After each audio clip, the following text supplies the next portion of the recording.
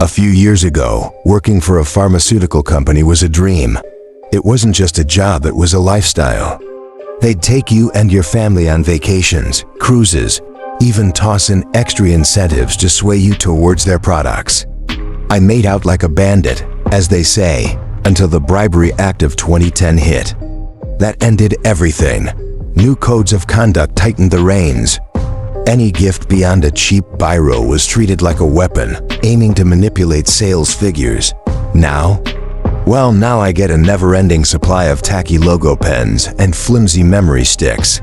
One night, sifting through my desk drawer's chaotic sea of plastic junk, I found a USB drive I didn't recognize. It was bright orange, shaped oddly like a Dorito chip, and looked as useless as the rest. But something compelled me to use it, so I slipped it into my laptop.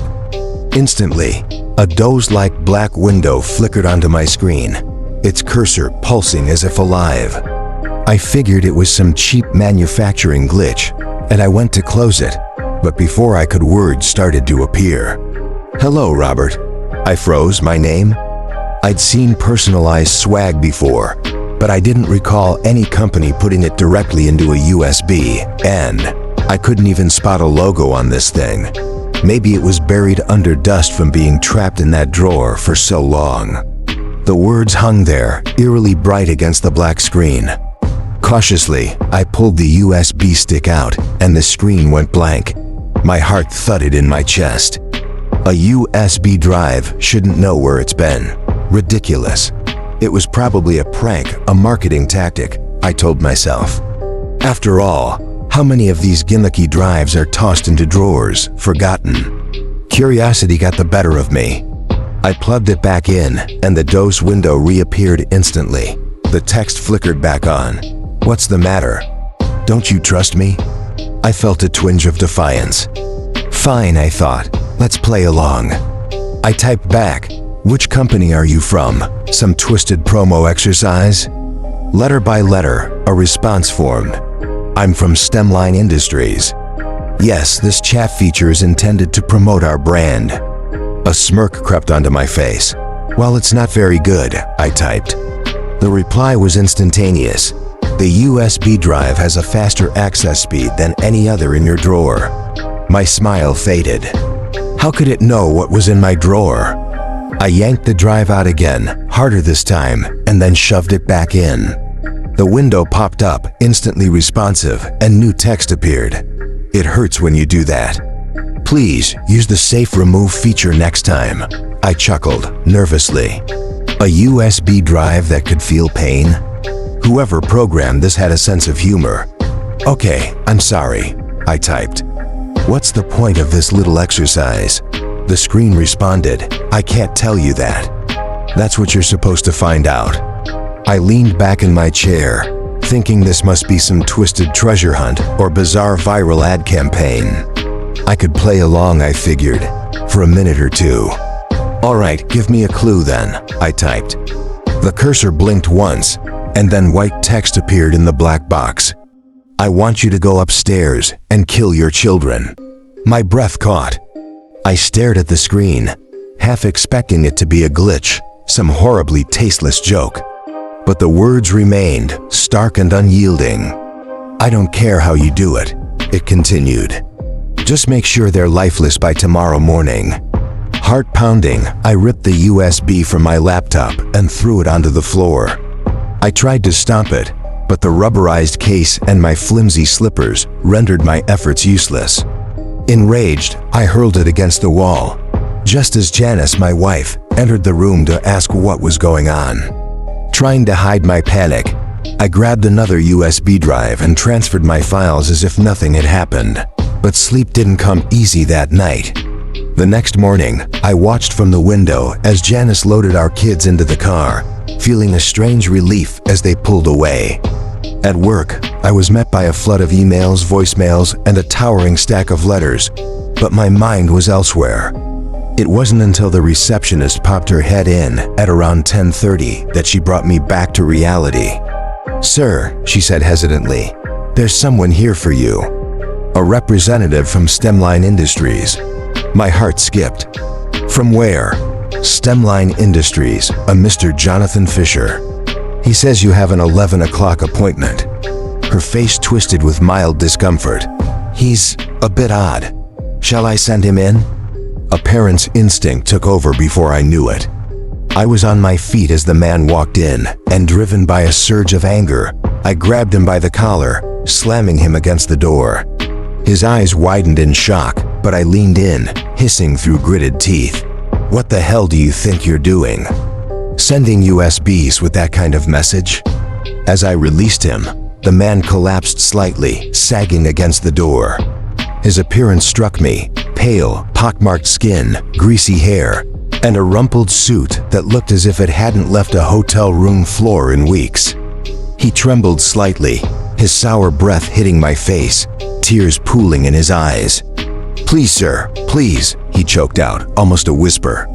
"Sit down," I ordered, forcing myself back into my seat across from him. He sank into the chair, glancing around, visibly fidgeting. He started to speak, then hesitated. "Out with it," I barked. He flinched and then, trembling, began.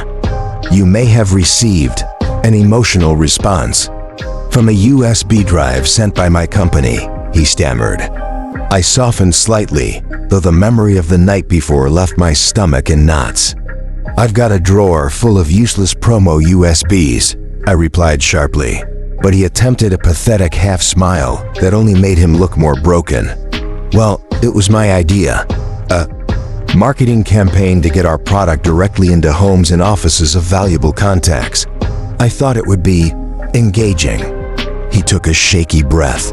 "That's why I'm here. There's a virus, an infection that may have spread to any device you plugged it into." Suppressing the rage that bubbled up, I kept a mask of professionalism. "What kind of virus? I plugged that thing in at home." The man gulped, looking down at his hands. Did the chat program launch for you?"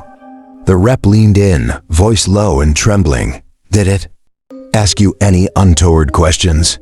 I pressed my palms to the table, leaning closer, hissing. "It told me to murder my children." The man's face drained of color.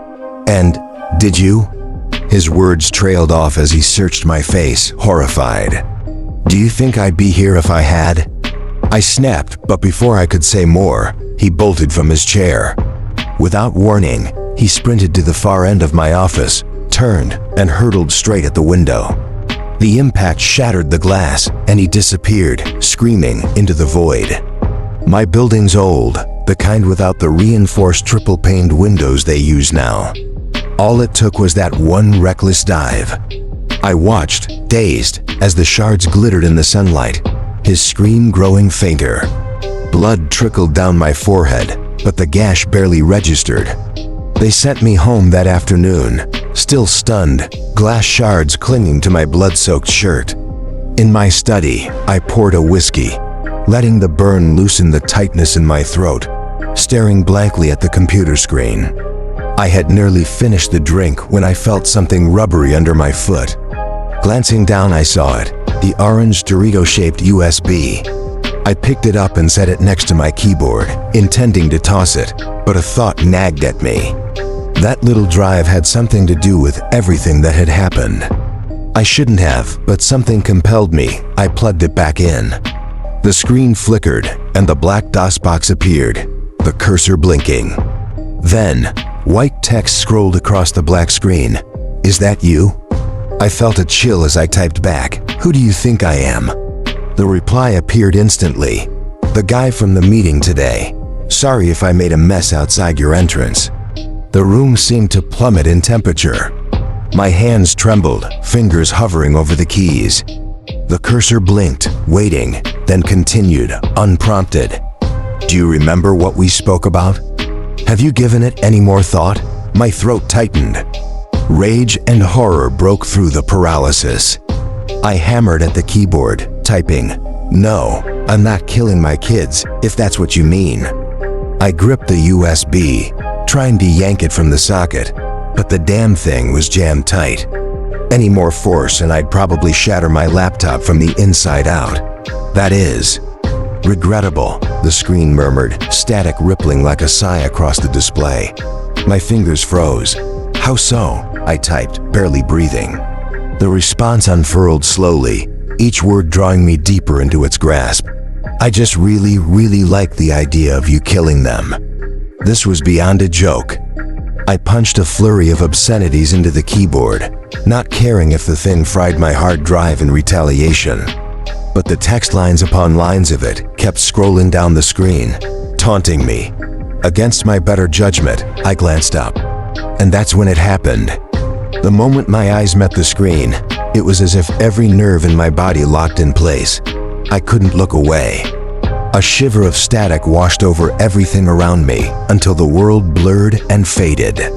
The screen poured endless words, pages and pages, an avalanche of strange, twisted text, drilling straight into my eyes, consuming me, pulling me down beneath a mountain of letters, numbers, shapes scrolling faster, devouring me whole. I don't know how much time passed before I could breathe again, my muscles loosening in slow spasms. Blinking, I raised a shaky hand to rub the back of my neck, only to realize I was no longer in my chair. I was standing in the kitchen, my left hand wrapped around the handle of the largest, sharpest knife in the block. I yanked my hand back, staring at it as if it belonged to someone else, my fingers prickling like I'd just touched a live wire. A strange hum drifted in from the study, followed by a thin trickle of smoke. I stumbled back just as my laptop screen shattered in a small explosion of sparks, sending a haze of glass dust into the air. The internals were scorched beyond saving. Somehow, I managed to pry the USB out after that, clutching it in my fist so tight the rubber casing began to warp and crack. I sat in the darkened living room, staring at the thing, waiting for my wife and kids to get home, and that night, the dreams started. I don't know how many times I woke up, but each time I found myself down in the kitchen, hand already on that knife, fingers cold and tight around the handle. Each time I'd force myself back to bed, creeping quietly so I wouldn't wake Janice, but the dreams were relentless, dark and bloody, until I no longer knew where sleep ended and waking life began. And now, here I am, sitting in this holding cell, staring at my hands, wondering how I got here. Yes, that's my whole story. No, I don't need to make a phone call.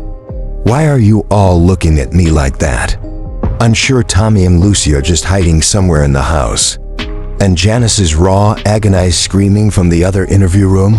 It's just hysterics. Should calm down given time. Everything will sort itself out eventually. After all, even if they turn out to be dead hollowed out by that glinting, jagged blade, I have the perfect explanation. The Dorito made me do it.